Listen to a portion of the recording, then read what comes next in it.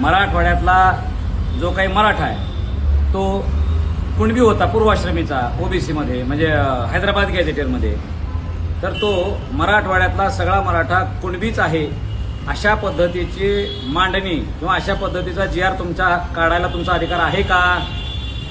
एक मराठा समाज हा कुणबीच आहे असं GR मध्ये नोंदवण्याचा तुमचं ज्युरिस्डिक्शन आहे का, किंवा तुम्ही ते तुमच्या अधिकार क्षेत्रात येते का?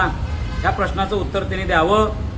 राधाकृष्ण विखे पाटील साहेबांना सांगायचं आहे की तुम्ही आम्हाला जो काही GR दिलेला आहे तो दिशाभूल करणारा आहे. आमची अशी अपेक्षा होती की मराठवाड्यातल्या सगळ्या मराठ्यांना कुणबी समजून ओबीसी दाखले देण्यात यावेत, पण ते तसं होताना दिसत नाही. 2001च्या कायद्याचा त्यात उल्लेख आहे. माझ्या अजून एक राधाकृष्ण विखे पाटील साहेबांना विचारणा आहे की साहेब, मराठवाड्यामध्ये 8,500 गाव आहेत, त्यापैकी केवळ 1,500 गावांमध्येच कुणबी नोंदी सापडलेल्या आहेत. उरलेल्या 7,000 गावांमधल्या मराठ्यांना तुम्ही कुणबी नोंदी देऊ शकणार आहात का? या प्रश्नाचे उत्तर देणार असाल तर आम्ही तुमच्याकडे चर्चेला येऊ, आणि मंत्रिमंडळ उपसमिती म्हणून तुम्ही त्या पद्धतीनं त्याच्यामध्ये काय करू शकताय का हेही आम्हाला बघायचं आहे. नक्की तुमचा प्रस्तावाचा विचार आम्ही करू शकतो.